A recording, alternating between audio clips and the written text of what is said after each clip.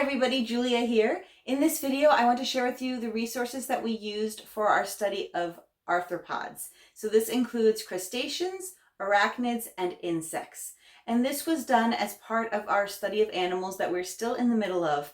And it finished up our invertebrate unit, and we're going to move on to vertebrates this fall, like right now. These are a few general resources that we've been using for our animal study in general. We have our Pandia Press Real Science Odyssey Life curriculum, which we did use. I didn't do all of the labs in here, but we did do a couple things like you can see here. This is my daughter's, basically arachnid versus insect there. We also have been using the Kingfisher Animal Encyclopedia. This is going to continue along with us as we continue with animals. This is a great resource to have if you're homeschooling just in general and you are looking at any sort of animal. I mean, it comes up a lot. Nature anatomy is also really useful for arthropods. I'm going to go in the order that we studied them in, starting with crustaceans. I've got Crustaceans Where and Why, and this was just like it's what I found basically. There's a lot of good pictures in here. They're photographs actually. And so, but the text is really simple. So it didn't really, text-wise should tell us anything that wasn't in our other general resources that I had, but the pictures are really nice, like the photographs, so you could use it for that. I don't think it's 100% necessary. We could have just used what's in some of our other books, but my kids did copy this. I think I shared this from the last video too, because this does not just apply to crustaceans, but to all animals that are in shells, so it also worked really well for mollusks, and it will work well for other animals as well, but there are some crustaceans in here. So again, but this isn't just crustaceans. This includes anything that's in a shell. And so we actually read it earlier, but if you hadn't done it earlier, this would be a great thing to do. Or if you're just studying invertebrates in general, there's a lot of invertebrates in here. I like to include just kind of fun books whenever I can. It's really, ideally I have a living book that feels fun, but you also learn a lot from it. And I think this is close. This is Chadwick's, this is a treasury of different Chadwick stories. We only read the first one, the classic one, Chadwick the Crab. And at some point we might read the rest of them, but it's about a crab in Chesapeake Bay who travels to the aquarium. But he encounters lots of other animals of the bay along the way. And it's just a cute story. We actually used to live in Maryland, and so I had picked this up just to learn more about Maryland at an earlier time. I think I had actually gotten from the library just the first story, and I couldn't find just the first one, but I found the treasury, so either one will work. Next are arachnids, which are mostly spiders, but I think if I remember correctly, also include ticks and scorpions. And one thing I want to show you, this goes for insects too. This is the Audubon Society's Field Guide to Insects and Spiders. And so we looked at this.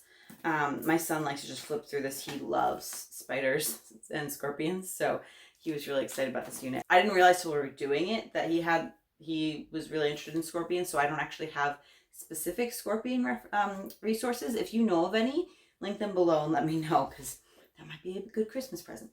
Okay, so I have two on spiders, and they're actually pretty similar as far as information goes. You don't need both. Let's start with this one. This is Spinning Spiders. It's a Let's Read and Find Out science book, stage 2. And again, I just read these to my children, but if you have like a different style or you want some extra books to fill in for them, I'd say like a maybe 3rd grader. I mean, again, you can look and see what level for your child, but could read this on their own. I really like the pictures in these, and they're really informative, and really, I like these books quite a bit. Then yeah, Spinning Spiders. So yeah, that's that one. There's a bunch in this series too. Gail Gibbons, whom I love for nonfiction, so she has one on spiders as well. And let me just show you some of these pictures. It's very similar information to the last one. The style of pictures is a little different. I like them both. So you could go with your preference or whichever one you can find at your library, perhaps. And Gail Gibbons I shouldn't say always, usually also includes some folk information. Here, she's going through different kinds of spiders here. So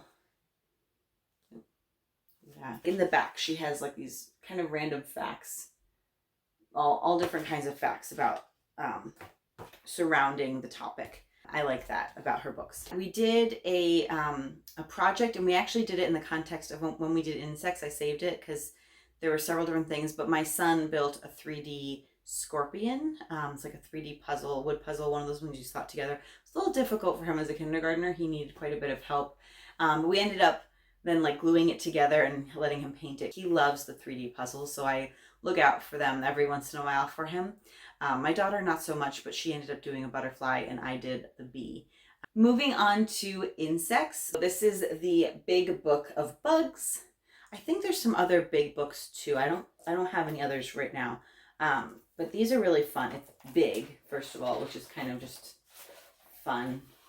And it's like, we looked through it and I don't know if we read all the pages. We kind of, not at once at least. We split it up a little bit because it is a little long, but it's just kind of, I don't know, it's kind of fun. I don't know how to describe it. I'm showing you so you can see if it might work for you. I think it's great. It goes through a lot of different insects. Oh, look at that. That dragonfly page is just gorgeous. Yeah. So I like this one. We also have the Icky Bug alphabet book. This is one I had on hand. My aunt, I believe, met the author and had it actually autographed for my daughter when she was, a toddler. It's been a while. And so I pulled this out for our unit, and it's just, it's what it sounds like. He does a lot of alphabet books of different things. I want to say if you've done phonics, you know what I'm talking about. But U here is for unfinished painting. On this page, the illustrator forgot to paint it, so I thought that was funny. But then they do have U's also for unicorn beetle. So that amused me. And they do mention in the back of the book here that even though it's called the Icky Bug book, only the yellow plant bug and the cotton stainer are true bugs. There are some spiders in here, and some other arachnids, and the rest are just insects. So they do note that, but it's just kind of a fun book, especially for littler ones. These ones are fun to tie in. These are both about people who love bugs. So the first is Small Wonders. Jean-Henri, I'm guessing is how it says. Jean-Henri Fabre and His World of Insects. I could be saying that horribly wrong. There you go. You can look. But he was a person who just really studied insects. And I mean, other things in nature too, but he loved insects. And so yeah, just a biography, a bit about him. So that's him meeting with the president of France.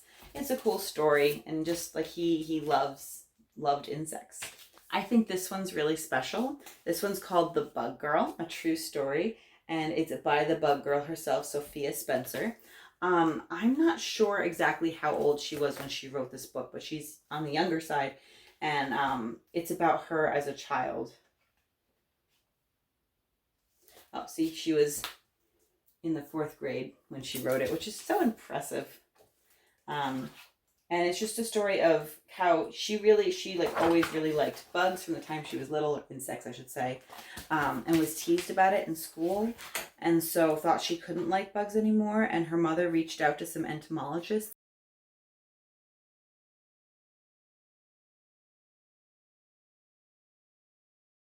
This is A Ladybug's Life, and I do like this one. If you're going to get one for ladybugs, I recommend this one. And there's several in the series. It's got some like simple text to go, but it is pretty informative, and it's telling a story of what the ladybug's are doing. There is some danger involved. It's dangerous to be an insect out there. So yeah. And she's sleeping through the winter. And I actually, before studying this, did not know that ladybugs hibernated. So fun fact, they hibernate. Good to leave some leaf litter in your yard if you can over winter, if you live in a cold climate like we do, so that you have some place for the ladybugs to hibernate. For ants, I have Ant Cities, which I think might be part of the other series. It's just a smaller version of the book that we looked at. It's a Let's Read and Find Out Science Stage 2 book. So it's just about ants. where's that one? That's cool, showing their whole, that's what it's like inside an anthill. It's really fun to learn about things like this with your kids. It really helps you see the world in a whole new way than when you're outside. I mean, you might still be annoyed if there's ants, but you might gain a new appreciation for them as well. This one's pretty creative. This is My Awesome Summer by P. Mantis, by Paul Meisel. And it's just like the diary of a praying mantis.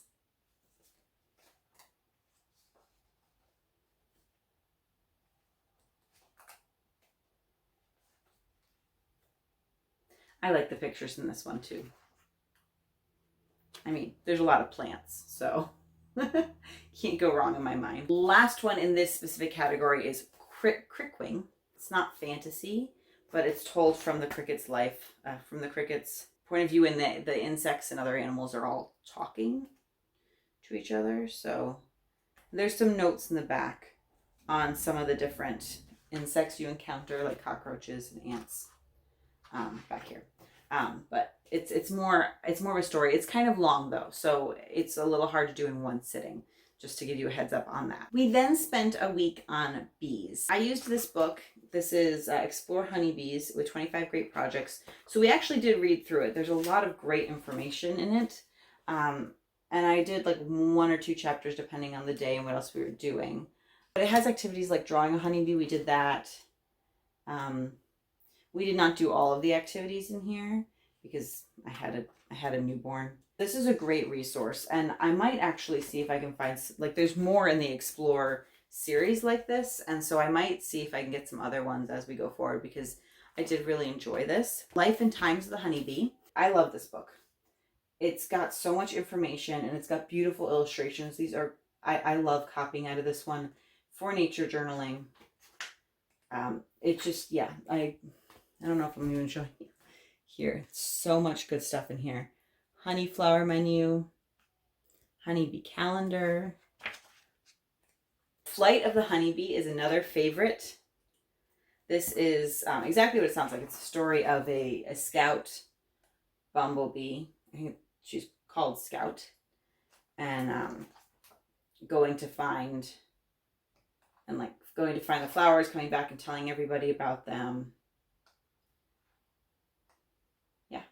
So I really like that one. This is the Bumblebee Queen. And this is more about bumblebees, not honeybees. But it's really interesting how the queens of the bumblebees actually hibernate over winter. I mean, it goes through their whole life cycle.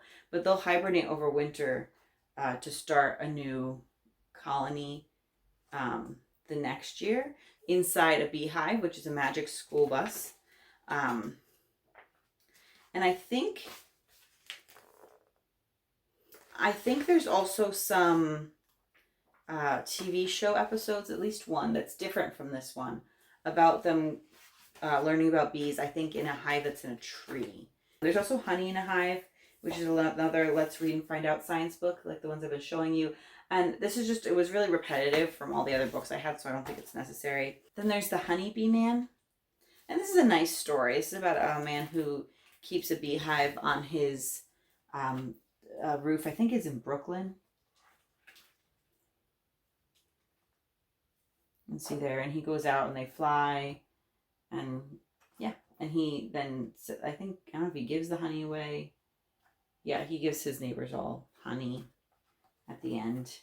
I had a couple activities for bees, and these I got from Nature Watch, and I'll link them below as well. I got the classroom kits, the smallest ones I could get, so we have extras, and I figured we can use them in the future or share with friends and family. So the first was a honey tasting kit, actually, and it came with these sheets for you to guess and like a procedure, and there's a lot more I could have done with it, but we kept it pretty simple, and we each guessed, and it's like you can do it blind, so and tasted it. It was really interesting. The kids, and actually myself either, we did not like the buckwheat one, the really dark one, which is really interesting. It's fascinating how different they taste when it's with different flowers. The other thing we did was get a kit to make beeswax candles.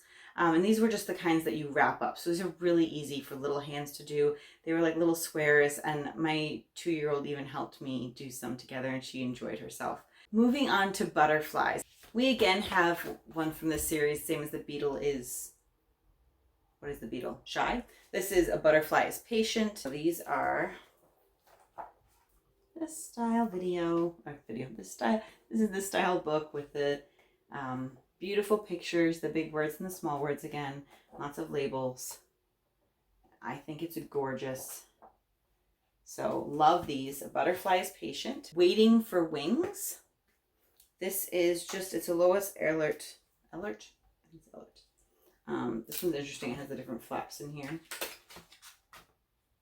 And it's just kind of like a sweet, a lot of these are repetitive, to be honest, about the butterfly life cycle and what they do. But I like the pictures. This is good for little ones, especially. Then, much like the Icky Bug book that I was showing you before, this is the Butterfly Alphabet book by the same author, different illustrator, it looks like. And so there's different butterflies in here for each letter of the alphabet. Look at that one. This was great, and we used this for one of the activities we did, and I'll come back to that later. Because it had so many different butterflies in here. The classic Very Hungry Caterpillar, couldn't leave that out. We have it in board book form. So this I put in mainly for my toddler, but you know, toddler preschool level, this is great. And I also included Summer Birds, the Butterflies of Maria Marion, which is about Maria Marion, who is a scientist and artist of medieval times, actually, who studied the butterflies and learned that they are come from caterpillars and how the whole metamorphosis works, which of course was crazy to the people of the medieval times who thought that they came from mud. This book is also beautifully illustrated. We did do a couple activities with this. One, and most importantly, we actually raised some butterflies. So we've had a butterfly garden set from Insect Lore for a while, and so we ordered some new butterflies to raise. The ones that come from them are painted ladies. I'll have them linked below. And so we watched them and then we released them outside. And I had already earlier in the year started planting a pollinator garden in our orchard. So we did release them among my pollinator plants, which was beautiful. Another thing I wanted to mention was I did have my kids do kind of, I don't know what you call it, like track a couple butterflies. Not track them is not the right word, but I had them choose a few butterflies, at least one that they've seen around here, and then they could choose a favorite, and then I think I had them do 4 in total, so they could choose from there using the butterfly alphabet book and also this field guide book as well, to choose and find out more about them.